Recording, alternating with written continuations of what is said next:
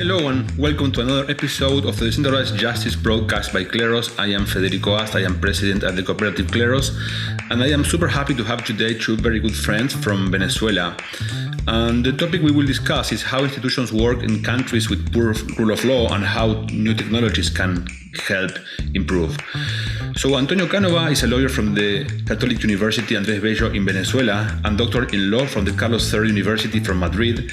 He has extensive professional experience in the judiciary in Venezuela, and he's an author of several books and director of the Un Estado de Derecho Association.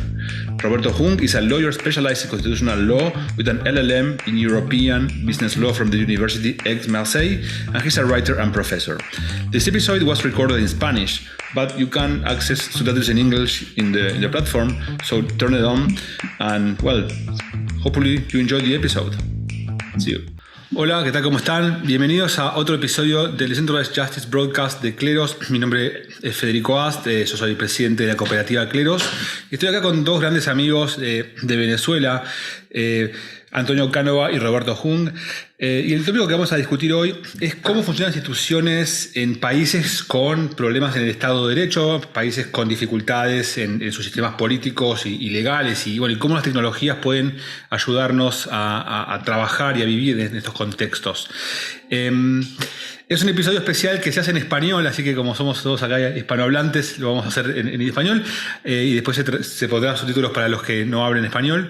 Y déjenme que les presente un poco a los panelistas que tenemos hoy. Antonio Canova es abogado de la Universidad Católica Andrés Bello de Venezuela y doctor en Derecho de la Universidad Carlos III de Madrid.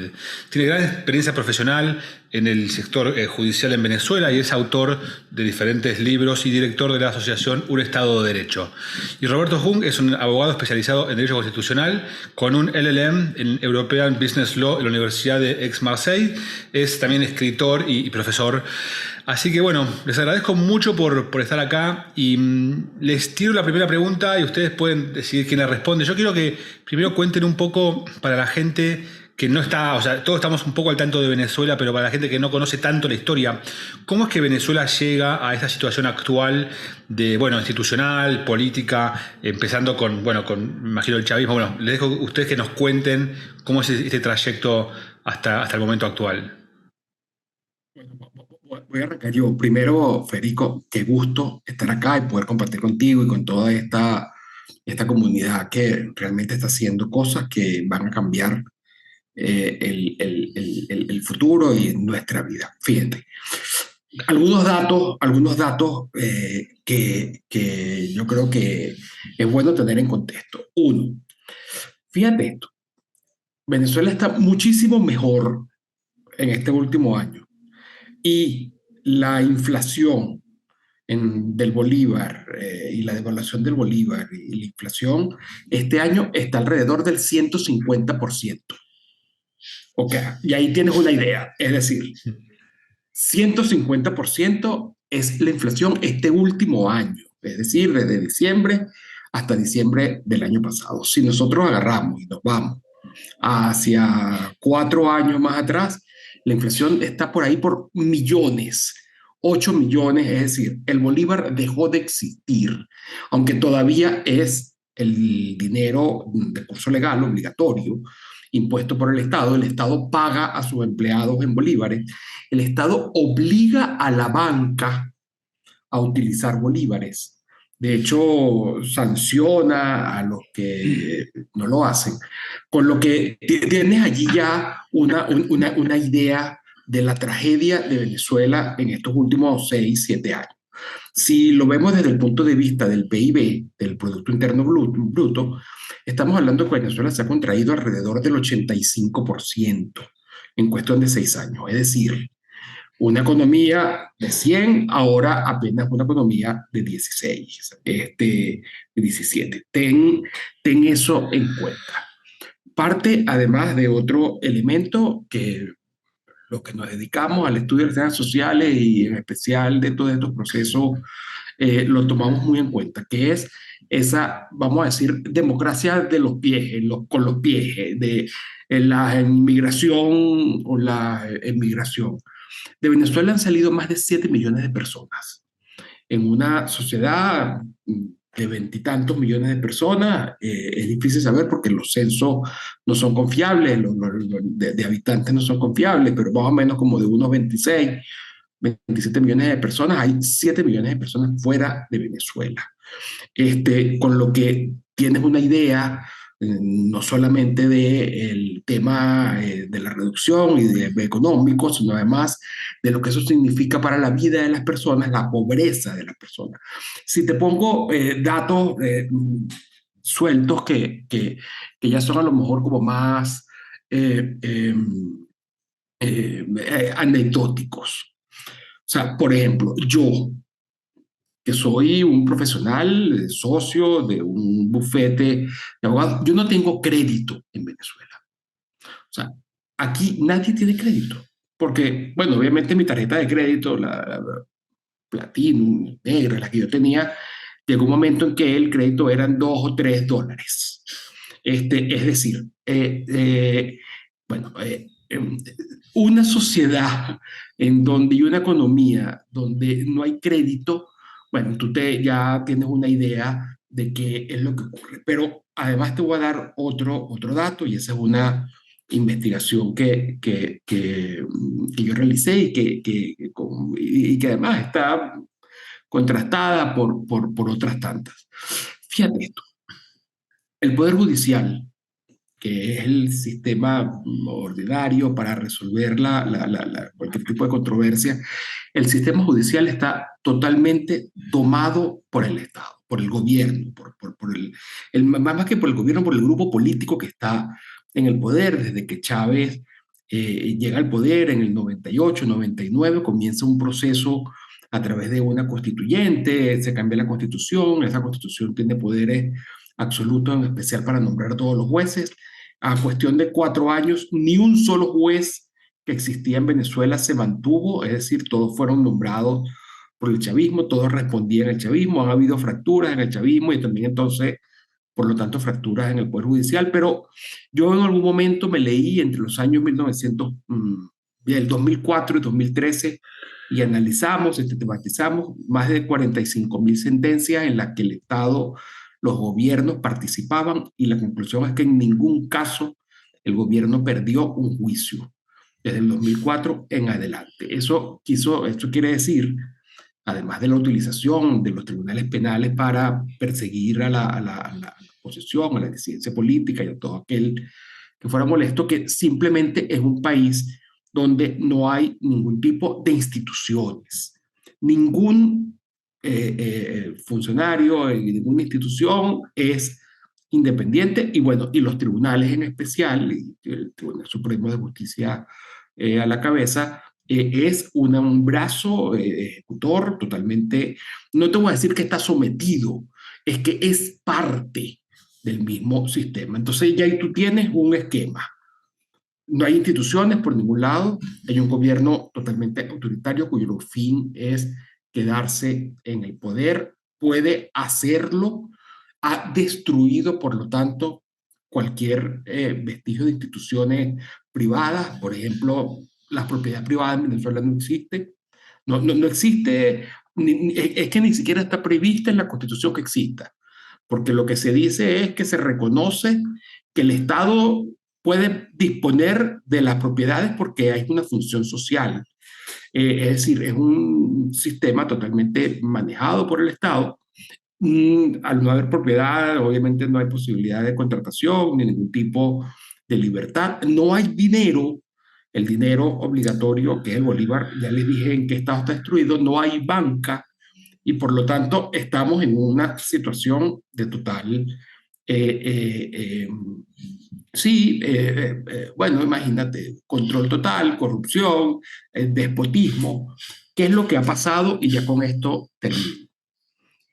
Obviamente que después de extraer toda la riqueza, digo, el gobierno de la sociedad, y de los niveles altísimos de corrupción, de arbitrariedad, de injusticia, llega un momento en que el Estado, el gobierno también termina siendo muy ineficiente, porque todo son mafias en que se distribuyen los sectores. No hay la posibilidad incluso de ejecutar la legislación como tal, y entonces ocurre algo que para los que investigamos las sociedades y las instituciones es muy interesante, que al explotar, al implosionar este sistema, o sea, hay 4 millones de empleados públicos, pero los empleados públicos cobran $10 al mes, es decir, no viven de eso, que es lo que le paga el gobierno. Entonces, llega un momento, y hubo un momento en especial en los últimos 3 años, en los que prácticamente este termina siendo un país sin gobierno, sin ley, sin instituciones, y donde la sociedad queda en libertad. Entonces, por ejemplo, habían normativa que prohíbe la utilización de cualquier otro tipo de dinero que no sea el bolívar, y la gente no le hizo caso. Y el gobierno no tenía la posibilidad de imponer el bolívar. Entonces hubo una dolarización de facto. La gente dejó de pagar impuestos y no había forma de que te controlaran si pagabas o no impuestos. Porque al fin de cuentas, la oficina tributaria no tenía cómo asegurar ni cobrar los impuestos. No, habían regulaciones de, por ejemplo, controles de precios de alquileres y de cuantas otras cosas se te pueden ocurrir, que todo está absolutamente controlado, esas leyes no se cumplen. Uno termina más bien es agradeciendo que alguien esté dispuesto a venderte en la moneda que sea, básicamente en el dólar. Entonces hay un momento ahí de una sociedad que lo más, vamos a decir así, anarquista, anarcocapitalista, totalmente liberal, sin coacción, porque realmente no hay coacción. Es decir, lo que comienza a verse en Venezuela entonces es la gente autoorganizándose, la gente llegando a acuerdos voluntarios, pero siempre al margen del Estado. Y bueno, cada vez que interviene el Estado, no lo hace formalmente, sino lo hace a través de sus grupos que tienen el control, que tienen la fuerza, que son los que han ido en esa pelea entre ellos, porque además es un Estado desmembrado en miles de pedacitos. Es un control que queda al que tiene la fuerza en esos sectores, y están en lucha constantemente en ellos. Pero a nivel de la sociedad comienza entonces a darse una dinámica de justamente con una moneda ya fuerte, si se puede decir que el dólar es una moneda fuerte, pero bueno, comienza a darse ya contratos entre las personas ya saben que no pueden resolver eso, controversias que surjan en tribunales, porque los tribunales son una subasta, a fin de cuentas. Entonces se da más bien en unas relaciones como si estuviésemos en una tierra sin coacción, sin Estado, informal. Esa es la situación actual de Venezuela. Bien. Roberto, contame un poco, o sea, ¿cómo es la vida práctica de un negocio, de una persona que tiene un comercio, no sé, en Caracas, que vende algo, no sé, ropa o lo que sea, y cómo es su relación con el sistema legal? O sea, uno en los países normales está acostumbrado a que haya ciertas leyes, ciertos entornos legales en los cuales uno puede operar, que si no se cumple habrá una acción legal. O sea, ¿cómo es esto en un país como Venezuela hoy? Mira, las reflexiones iniciales que hace Antonio son maravillosas para esto. Incluso mientras Antonio exponía, me vino a la mente, yo tengo varios años siendo colaborador en el Índice de Estado de Derecho, en la cual recientemente salió un informe que de 140 países, Venezuela está en el último lugar, en el puesto 140. Y el año pasado fueron 139 y también estábamos en el último lugar. Y destaca que, digamos, los elementos, uno de los principales elementos que evalúan es el sistema de administración de justicia, el de justicia civil y el de justicia penal. El de justicia civil no estamos tan mal, estamos en 139, ¿no? Pero para que la sumatoria estamos en 140. ¿Qué tiene que ver esto con el día a día de la sociedad? Que las personas tienen una grandísima desconfianza con todo lo que tiene que ser la regularización de tu actividad. desde incluso suscribir un contrato en una notaría, suscribir un registro, todo está tomado. No solamente estamos hablando de los órganos de administración de justicia, sino hasta para poder autenticar un poder o un contrato de arrendamiento. Te pone la voluntad del funcionario como si fuese válida para digamos, suscribir ese negocio jurídico. Y por supuesto, con funcionarios que ganan 5 o 10 dólares al mes, por cada, digamos, notaría te cobran 100, 200 y 300 dólares por fuera. Esos son costos de transacción que, quiérelo o no, tienes que meterlo en el precio final que paga el usuario. Entonces, por eso es que no es de extrañar que los precios tienen que subir, precios tienen que subir. Entonces vemos que toda la maraña, digamos, de relaciones y contactos en esa línea digamos, de costo de transacción son extorsivas absolutamente. Ir para un notario, entonces te llega un fiscal y te dice, tú no tienes un contrato de arrendamiento notariado, obviando lo más elemental del derecho de contratos que son formales, que no son formales, sino que son simplemente por la voluntad de las partes, y que queda para ir para un tribunal. Entonces, eso ocurre que en el día a día, pongamos el ejemplo de que yo voy a montar una panadería y Antonio es el que vende la harina, entonces yo no puedo ir ni a un banco a pedir un crédito. Entonces, si yo tenía que comprar, porque tenía la mejor capacidad de mercado, 10 bolsos, 10 sacos, él me va a decir lo que yo tengo ahí en efectivo o incluso hasta prepagado. ¿Por qué? Porque no hay garantía de que si yo no pago, él vaya para un tribunal. Entonces, ese costo tengo que cobrarlo yo mucho más alto. ¿Para qué? Para poder pagárselo una vez. Es decir, no existe el crédito como crédito bancario y no existe tampoco el crédito como el financiamiento que te da el mismo prestador de servicios o te suministra los bienes. Entonces, lo peor, viene otra fase. Antonio, resulta que yo no le pago a Antonio porque a lo mejor no pude salir porque me cerraron el local y él necesita ese dinero. Entonces lo que va a hacer es, como no puede ir para un tribunal, o si va para un tribunal, le van a cobrar tanto que viene ya una situación de violencia. ¿Por qué? Entonces va a buscar a alguien que me va a amenazar, que me va a propinar unos golpes, o simplemente en ese equilibrio no me va a vender más. Entonces yo dejo de vender también en el sentido que yo tenía una buena capacidad de mercado y ahí va. Y eso lo quiero pegar con la idea de que con toda esta tragedia que señala Antonio, uno empieza a pensar, ¿será que podemos buscar formas alternativas, no de resolver conflictos, sino más bien de llevar adelante el diálogo social? Y vemos cómo en vez de arreglar un estado en el cual un juez superior gana 350 dólares, te imaginarás lo que tiene que ganar por otros lados, otras fuentes alternas. En vez de meterle estudio y dedicación a recuperar un aparato burocrático, sobran estudios claro, hay gente que no lo entiende, de justicia sin Estado. ¿Y garantizados en qué? La fortaleza y la seguridad que te dan los algoritmos, que te da la velocidad de Internet, que te da la computación. Y entonces ahí es donde vemos que Kleros se presenta no como digamos, un paño caliente o para arreglar un sistema de justicia tradicional, sino entrar directo a lo que son las relaciones sociales y comerciales para poder disminuir esos gastos y costos de transacción que en definitiva van al usuario final que se mete la mano en el bolsillo y tiene que comprar su pan, tiene que comprar su cachito, o que es así como las facturas de ustedes de allá, etcétera, etcétera, etcétera. Eso, por supuesto, implica repensar muchas instituciones jurídicas.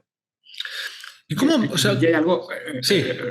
Federico, fíjate sí. Que cuando nosotros en teoría analizamos, por ejemplo, el efecto de lo que es el dinero, que no solamente, bueno, facilita intercambio con personas extrañas, y que ahí está la reserva de valor y el tipo de cambio y el instrumento para hacer los intercambios. Fíjate como en Venezuela, al no haber dinero a menos de que lo hagas a través de dólares, que lo puedes hacer en las relaciones cercanas y en efectivo, pero no con bancos ni con extraños como tal. Entonces, fíjate cómo se reduce el mercado totalmente. El mercado, como yo no sé si esta persona me va a pagar, caso, como lo decía Roberto, si le doy harina o cualquier otro producto, entonces lo que se produce es que se reduce tal las relaciones que prácticamente son entre amigos, entre conocidos. Por ejemplo, fíjate, un ejemplo también que te lo doy como anécdota, alquilar, arrendar un inmueble o una vivienda.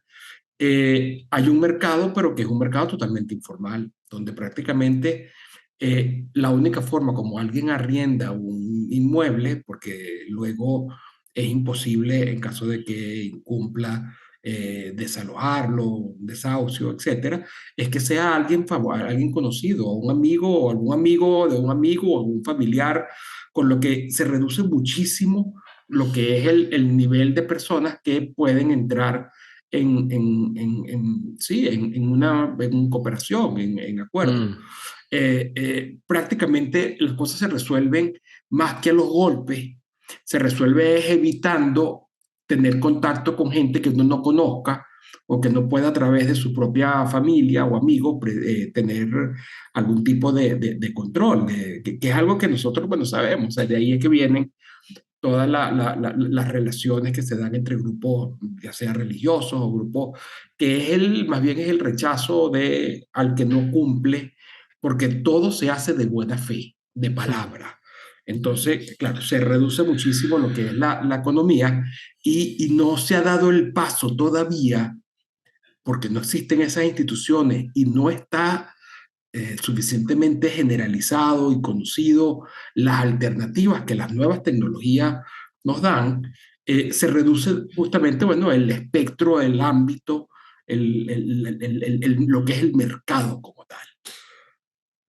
Yo, o sea, es fascinante esto en el sentido de que los dos están hablando todo el tiempo como... Vieron que en el mundo de los abogados en general está como mal visto hablar de incentivos económicos en los jueces y en los abogados, pero un poco los dos acaban como de nombrar, no sé, Antonio, vos hablabas de las subastas que hay, digamos, en los juicios y Roberto también decía un poco de, bueno, que si este juez gana tan poca plata, algo tiene que compensar ese... O sea, ¿de qué forma ustedes están viendo como que la economía, o sea, el mercado encuentra su camino en un entorno como este? ¿Cómo el mercado está dando soluciones en donde el Estado ya, digamos, fracasó? De esa manera, el mercado va dando soluciones, primero reduciendo el número de personas que realizan los intercambios, con el que uno puede realizar intercambios ya. O sea, la gran ventaja de las instituciones es que uno puede prever incluso con desconocidos cuál va a ser su comportamiento o puede forzarlo a actuar de esa forma. Aquí ya se reduce muchísimo el mercado, con lo que eso explica en buena medida no solamente los beneficios de un mercado cada vez más amplio y de la globalización incluso, sino también el perjuicio cuando no hay esa amplitud en el mercado, ¿no? Cuando es más pequeño y cuando no hay forma de intercambio. Pero la otra solución que se ve entonces es cómo, bueno, las nuevas tecnologías vienen a poco, paulatinamente, claro, allí también con el riesgo del, del, de lo que es la persecución que se pueda dar del Estado, porque todo es justamente, bueno, en negro, al margen del Estado, las nuevas tecnologías, ¿cómo pueden funcionar? Por ejemplo, yo aún, a menos que sea obligatorio y un registro público o una notaría pública, es mejor no asistir.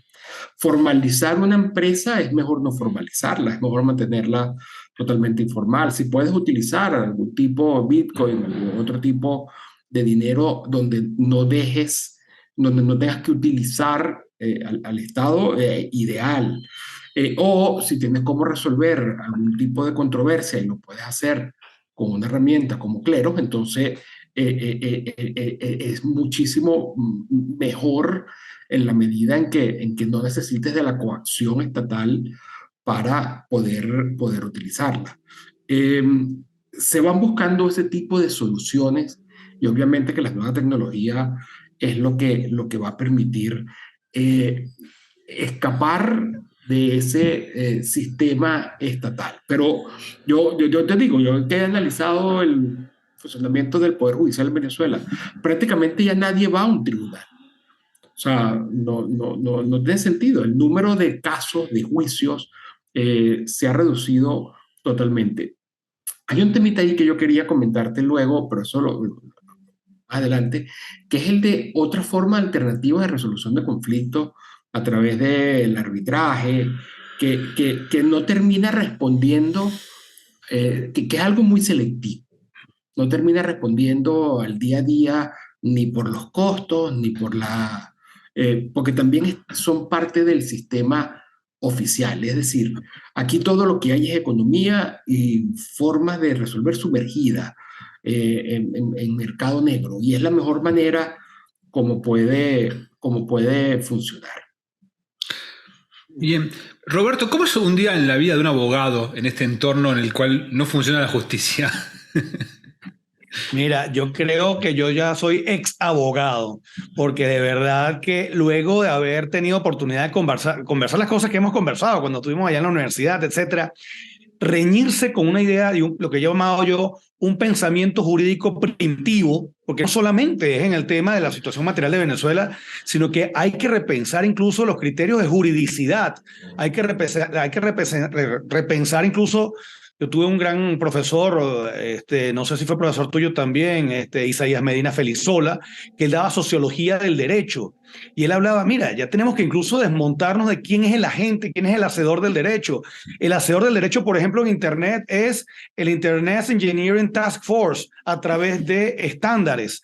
Entonces, tenemos esa creencia supersticiosa del Estado y de la legislación cuando tenemos otros hacedores de derecho, otros hacedores de seguridad jurídica y previsibilidad que pueden ayudar a llevar el día a día. Entonces te imaginarás cómo me siento yo cuando en el año 92, que yo era pasante del escritorio, que era mi papá, yo iba en la mañana y yo a la vuelta del mediodía ya yo tenía una compañía firmada con el registro de información fiscal y todo. O sea, yo en un solo día, y no existía internet, no existía hasta. Hoy en día he sabido de personas que pasan meses por registrar una asamblea y qué decir algo, a lo mejor un inmueble. Entonces vemos cómo ante esa realidad de un pensamiento jurídico, una cultura jurídica primitiva, barbárica y hasta tribal, tienes otra realidad que no me gusta decirla material, sino digital, que es que tú puedas enviar mensajes.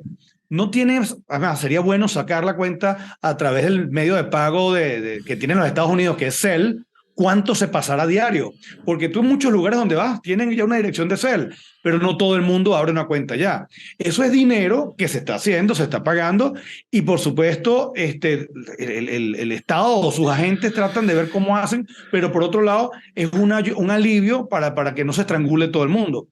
Vemos como, por ejemplo, el mercado de los inmuebles en alquiler. Aquí no existe alquiler, aquí existe una situación material en la cual si existiese una violación no puedes cómo hacerla valer, ¿no? Pero, por ejemplo, en el caso de viviendas, una alternativa como Airbnb ha sido un gran alivio.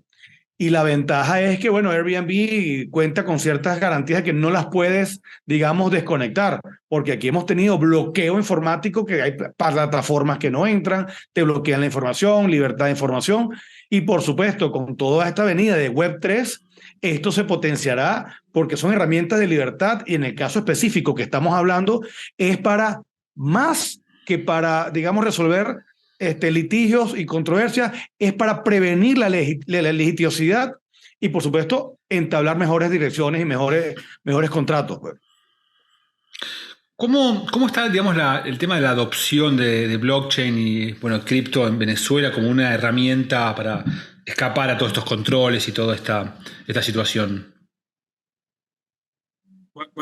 Sobre la vida de los abogados, te digo que la mayoría de los abogados no está ejerciendo y están dedicados a otras cosas. De hecho, en Venezuela, el número de abogados que está trabajando en escritorios, en bufetes, en despachos de abogados es mínimo. Entonces, ahí ya puedes sacar una idea y la mayoría lo que se dedican en todo caso es a cerrar empresas, que es lo que ha venido ocurriendo en los últimos 10 años. O sea, y bueno, hay algún grupo de empresas que, bueno, que tienen que terminar, que si están de alguna manera fiscalizadas o no, pero en la mayoría lo que está es buscando la forma de ser invisible ante las regulaciones. Eso por un lado. Por el otro lado, sobre el mundo o la utilización de criptoactivos, de Bitcoin, yo creo que lo que hay es un gran potencial que todavía no se ha llegado a la utilización masiva y generalizada, que sin duda en cuestión de pocos años va a ir creciendo. Eh, Porque, bueno, también hay bueno, muchísima deficiencia desde el punto de vista de instalaciones en cuanto a Internet, toda la entrada y salida de información a Venezuela tiene que pasar por el nodo de las empresas estatales. Entonces, ahí hay muchas cosas que inciden en eso, pero de que Venezuela es, de la misma forma que algunos países africanos, Libia, en Argentina entiendo que es algo que también con la inflación va ocurriendo, que Venezuela todavía tiene allí un potencial enorme de desarrollo de estas tecnologías en cuanto al dinero y en cuanto a bueno, registro, a acuerdos, contratos o resolución de controversias, sin duda, es más potencial que otra cosa. En todo caso, Roberto está más al tanto de cuál es, y a lo mejor tú tienes, Roberto, unos datos más concretos que yo en ese sentido. Sí, yo he formado parte de la comunidad, digamos, de lo que es blockchain y Bitcoin ya desde hace un tiempo, 2017, 2018, incluso cuando digo ilícito, es que le inventaron también de que minar era un delito, entonces eso se prestaba para prácticas extorsivas que todavía hoy en día existen, porque lo que hicieron fue garantizarse el monopolio extorsivo. Tienes que pagar un poco de cosas, etcétera, entonces te tienen siempre en ascuas. Pero vemos, eso fue, digamos, desde el punto de vista de la minería. La que nos interesa a nosotros, que es la utilidad práctica, en el momento en que no existían, digamos, cantidad de dinero suficiente, porque el efectivo se acabó, etcétera, y las transacciones eran así, fue una gran salida. Luego, digamos, porque había un control de cambio también férreo. Cuando se habla de control de cambio y vemos que, digamos, cesa un poco la persecución de que si estaba, porque había policías pendientes si alguien tenía un billete de dólar y se lo llevaban, ¿no? Así, sí, era una cosa de verdad loca. Y entonces, digamos que hubo un repunte de lo que era descargar wallets, y la gente pagaba y hacían, digamos, grandes emprendimientos con eso. Luego, como digamos que al liberar el control de cambio que era tan férreo en ese momento, digamos que la necesidad bajó y hubo menos digamos, repunte en descargar los wallets, pero la comunidad que estaba ya ahí, que lo aprendió, estaba. Entonces, yo creo que es un tema ya de conocimiento. Vemos cómo ahorita, entonces, es más, la banca le dieron, digamos, una salida de abrir unas cuentas, lo que llamaban garantizadas en dólares, pero si pagas en dólares, te pechan un impuesto adicional. Entonces vemos cómo es nuevamente el juego de sueltas la asfixia y vuelves a asfixiar. Creo yo que también muchas personas confunden lo que es la libertad que te da el Bitcoin con su valor. Entonces, por supuesto, los recientes hechos hacen que aquellas personas que tenían no dudas, sino que no se atrevían a estudiar bien el fenómeno, se muestren un poco más reticentes. Tú, Antonio, yo, quienes hemos estado hablando aquí, por supuesto, inicialmente te dirán que uno está de atar, pero es porque no entienden la filosofía que subyace detrás de esto. Sabemos que Bitcoin no es solamente Bitcoin, o que criptomoneda no es solamente criptomoneda, y que los contratos inteligentes vienen aquí para sustituir, digamos, prestaciones que los estados no pueden dar. Ustedes saben que, bueno, yo soy argentino, como saben, y yo como cuando empecé con Cleros, yo lo que veía era como una herramienta, digamos, de crear meritocracia a nivel mundial, sobre todo para países como los nuestros, ¿no? Porque yo lo que veía era como que una persona que está, no sé, en Venezuela, en el interior de Venezuela, hoy en día muchos tienen una computadora pequeña, un móvil, o sea, como que pueden formarse a través de YouTube, a través de cursos online, o sea, pueden como aprender cosas. Eso hace ya varios años que existe la educación online, ¿no? A un costo que es casi cero. Y lo que después vino era el cripto que nos permitía, bueno, ya bien, ya puedo aprender, me puedo formar, pero no puedo cobrar todavía, porque estoy en un país con control de cambios o con sistemas bancarios muy malos y muchas comisiones. Entonces, bueno, pero el cripto decía, bueno, hacer una transferencia de fondos desde Londres a otro banco de Londres es lo mismo, o sea, en Bitcoin es lo mismo que hacerla de Londres a Caracas, ¿no? O a Buenos Aires en mi caso. Y después dije, bueno, pero también estas personas que están en Venezuela, o sea, ¿cuánto le puede cambiar la vida si puede aprender algún skill útil y venderlo a un cliente de donde sea del mundo? Ya tiene la capacidad de aprender, tiene la capacidad de cobrar, pero todavía no lo van a contratar porque todavía no hay una herramienta para resolver conflictos entre el cliente que está en Berlín y este muchacho que está en Caracas, ¿no? Y nadie le va a mandar la plata por adelantado, por supuesto, y el arbitraje internacional, tal como existe actualmente, o sea, no estuvo concebido para estas situaciones. Entonces yo dije, pucha, si le podemos dar como una herramienta a este joven de Caracas, como para que ya puede aprender, puede cobrar, si puede resolver disputas a la persona del exterior, lo contrata. Imagínense la herramienta de meritocracia que puede haber a nivel mundial para toda esta gente. Yo dije, ya ni importa, o sea, el panadero de Caracas. Pensemos en el joven que se puede formar y que puede ya exportar servicios desde cualquier entorno. O sea, no sé cuánto conciencia hay en Venezuela de esto, si hay gente que, imagino que alguien estará ya haciendo ese tipo de cosas. Y cada vez habla más. Cada vez habrá más y ese herramienta termina permitiendo entrar a ese mercado global, que es un mercado que obviamente no es un mercado, por las condiciones no puede ser un mercado local. Ahora, de que está en un periodo totalmente en Venezuela germinal, está, bueno, en buena parte también por la pobreza, por la falta de internet, por la falta de dispositivos. Fíjate la contracción económica y, bueno, no te imaginas la pobreza enorme que hay en Venezuela. Pero de que esas herramientas ya existen y están en el proceso de irse generalizando, no tengo ninguna duda y aquí hay una tierra fértil para que eso ocurra y se reproduzca cantidad. Por eso es que como profesor de Derecho, lo que prácticamente yo hago justamente es hablar de este tipo de cosas.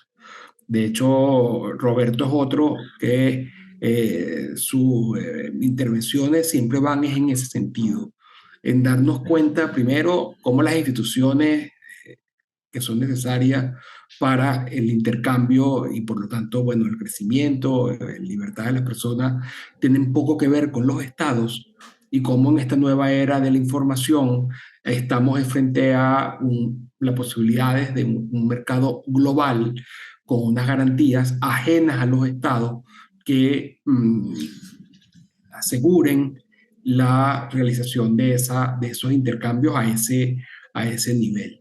Yo no tengo duda en cuestión de 10, 15, 20 años va a ser algo muy generalizado, pero bueno, se ve que es el inicio. Y ahí yo voy a terminar con una idea, Férico, que a mí me parece que es importantísima y que te felicito porque yo sé que tú estás apuntando para allá. Hay un tema generacional, o sea, que está metido en todo esto. Mi generación, yo tengo 54 años, mi generación me ve a mí como un loco, tal cual como todo el mundo que conoce ve a Roberto. Roberto. Porque no terminan de entender en qué consiste esto. O sea, no ven al derecho como legislación, ven al derecho como cumplir con las leyes que impone el Estado, el Parlamento, la mayoría, lo interpretan de esa forma. Ven a los criptoactivos que el gran riesgo de los criptoactivos es, bueno, y entonces va, ¿cómo se regula? ¿Quién responde? Esos son unas pirámides, eso es un esquema Ponzi, no terminan de entenderlo Fíjate que, eh, por ejemplo, a los que manejan, a los que pertenecen al mundo del arbitraje tradicional, tanto el de inversiones como el arbitraje comercial, que es para casos obviamente grandes, eh, cualquier forma de resolución de conflictos a través de las nuevas tecnologías lo ven como algo, bueno, es que ni siquiera le dan valor. Pero cuando uno eso se lo plantea, más bien es a la nueva generación, a los jóvenes de 30 años para abajo, ya la cosa cambia totalmente. Y ahí sí agarran de inmediato y ven todo el potencial que esto puede tener. Entonces, hay que dirigir el mensaje y dirigir el cuestionamiento a todas estas instituciones tradicionales hacia ese público, bueno, que evidentemente es el futuro, que es el que está ya creciendo con esta tecnología y que está haciendo uso de ellas. De hecho, yo he hecho a veces acá en Venezuela, y con esto ya termino, he hecho como encuestas, entrevistas eh, a, a grupos de jóvenes y a grupos que, por ejemplo, apoyan a Bitcoin y otros y otras criptos, a grupos que apoyan derechos humanos, a grupos que apoyan eh, eh, eh, grupos de abogados, y los divido y les pregunto sobre cuánto piensan que es necesario que intervenga el Estado en la sociedad.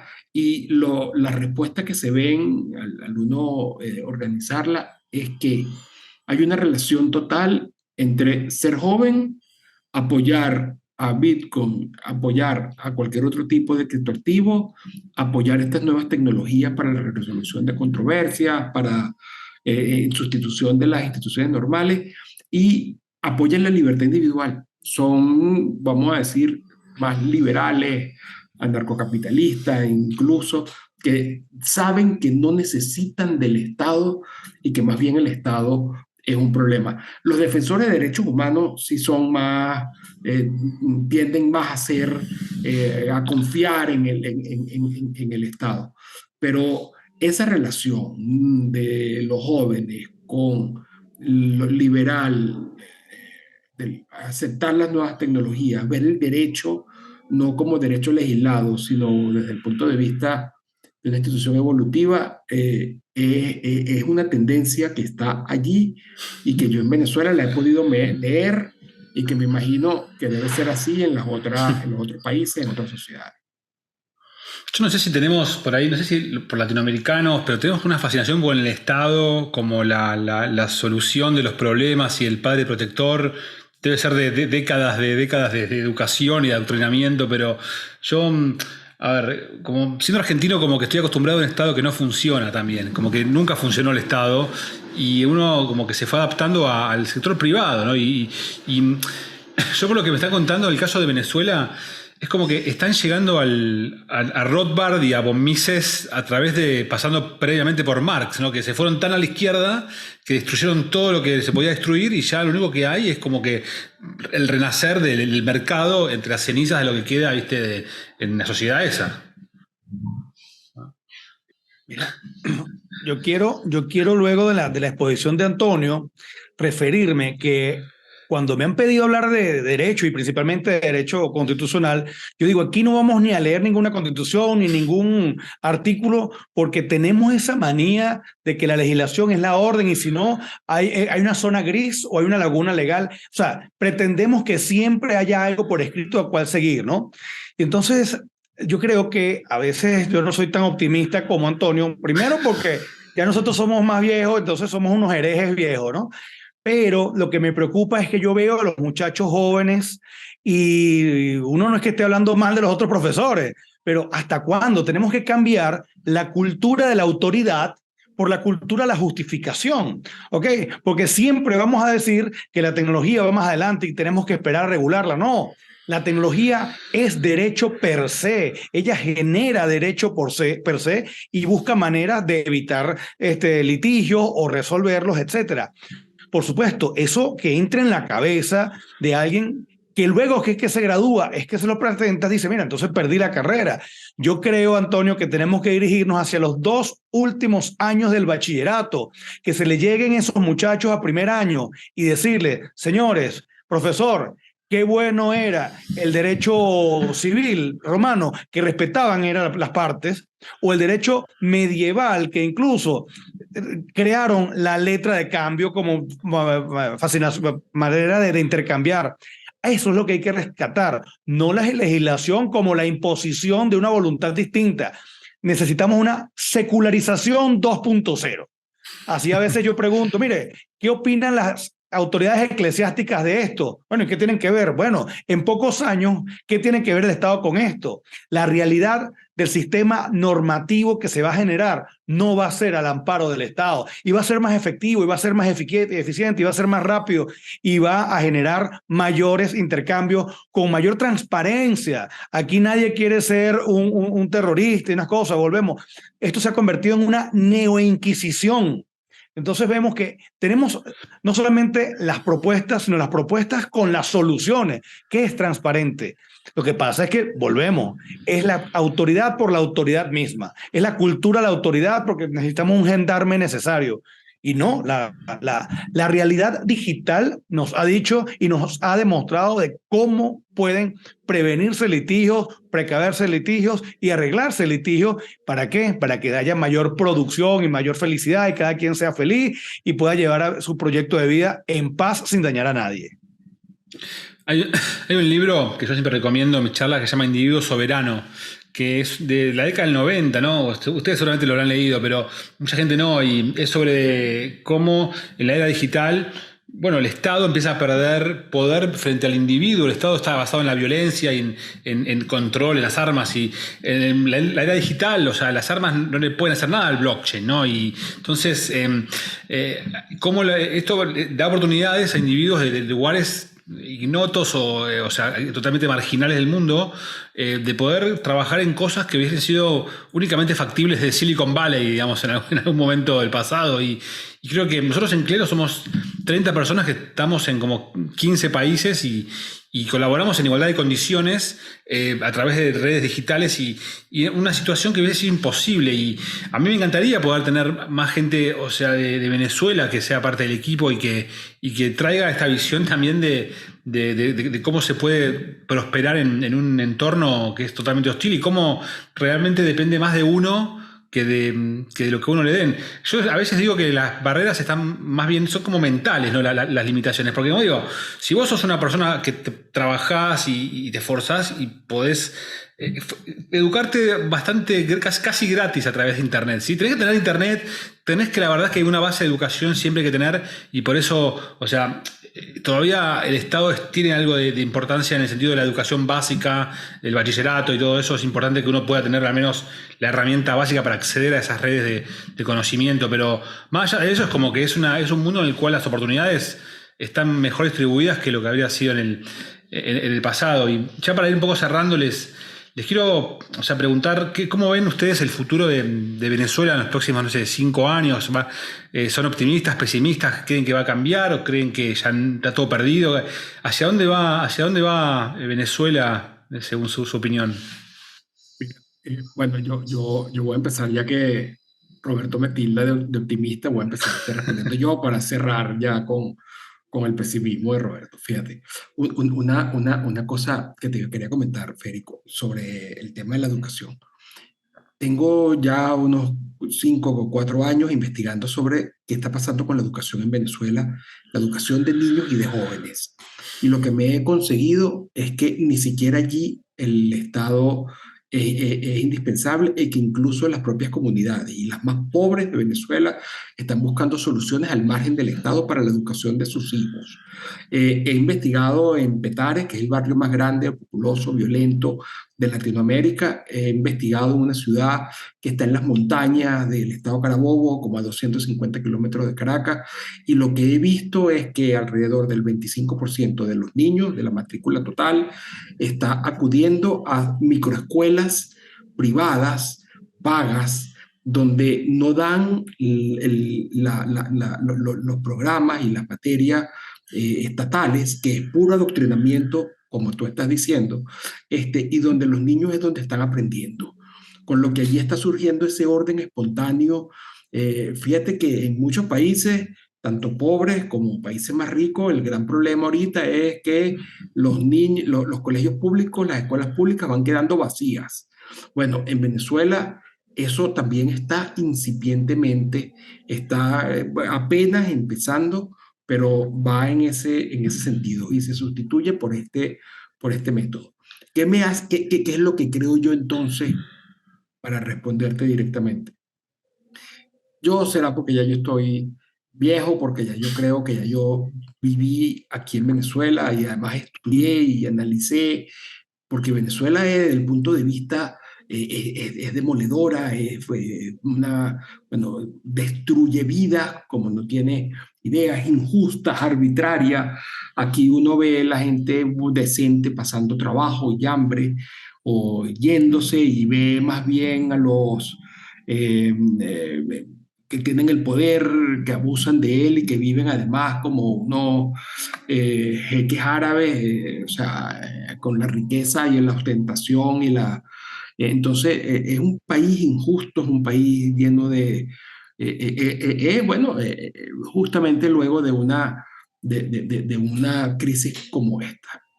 Pero ya lo peor yo creo que se pasó, que si se logra más o menos terminar de entender la lección, los jóvenes, estoy seguro que los jóvenes no van a aplicar los mismos errores que cometimos la generación anterior a la mía y la mía. Es decir, van a comenzar o ya han comenzado a ver a los gobiernos, a los estados y a los políticos como lo que son, como no unos amigos que te van a ayudar y apoyar, sino que más bien son el mal necesario, que en todo caso hay que tenerlo limitado, controlado y reducido al máximo. Hay una desconfianza total hacia el poder y hacia los políticos. Y al cambiar esa idea, yo no sé en qué momento, en 5 años o en 10, pero al cambiar esa idea y al esa idea hacerse cada vez más patente, y al vivirse la destrucción causada por el Estado y también las soluciones a esos problemas generadas por organizaciones, por instituciones, por tecnologías como Clero, como Bitcoin, como blockchain, la gente va a comenzar a confiar en sí misma y en la capacidad de autocontrolarse, de autoorganizarse, con lo que yo soy optimista. Creo que mi generación se destruyó y fracasó absolutamente, pero si yo tuviera que apostar a un país a 20 años, yo apostaría justamente a los que han pasado estas crisis, apostaría a Venezuela, de la misma forma que en los años 90 había que apostar a Estonia, a la República Checa, había que apostar a estos países que ahora, después de aprender la lección del comunismo, han adoptado y han seguido con ideas nuevas. Yo creo que lo que pasó en Venezuela, que es parecido, o sea, es muchísimo mayor a lo que podría ser lo que está ocurriendo en Argentina, en México, en Colombia. Allí va a salir una Latinoamérica diferente, una Latinoamérica con unos jóvenes que van a haber entendido en dónde está el problema y qué es lo que hay que controlar a los efectos de garantizar no solamente la libertad y el proyecto de vida personal, sino también la prosperidad y justicia y paz entre todos. Así que yo a largo plazo soy optimista. Para estos años inmediatos, sí creo que lo que nos sigue va a ser muy duro, pero a futuro sí. Roberto. Mira, ya entendí por qué yo tengo estos sentimientos encontrados.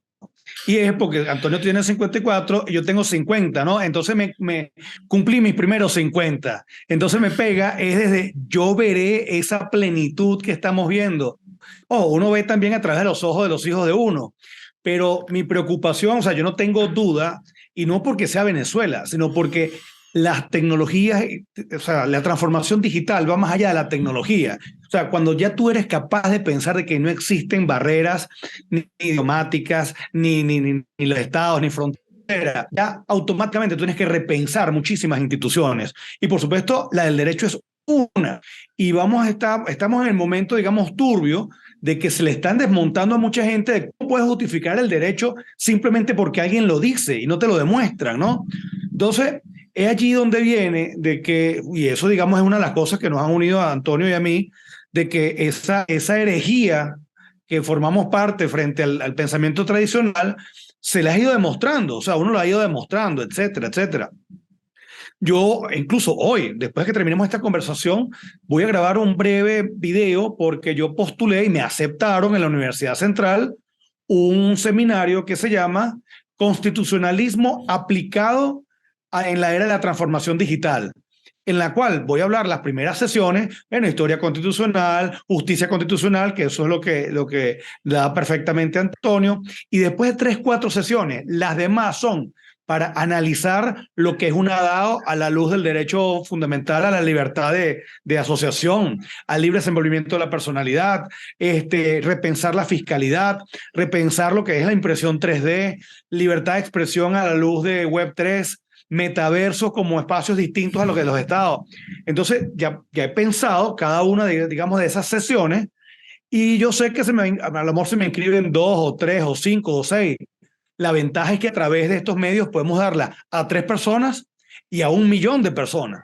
Entonces, esas personas, espero yo que sean gente de 4º y 5º año del bachillerato para que dentro de 1 o 2 años entren en la universidad y estén ávidos y no se les asusten cada vez que un profesor llega y lo que está es excitándolo para que diga algunas cosas y no, esta es el caletre, las cosas. Yo creo que hay que activar esa naturaleza rebelde por el conocimiento y enfrentársele a las autoridades de las universidades, pero con razones, no con autoridad.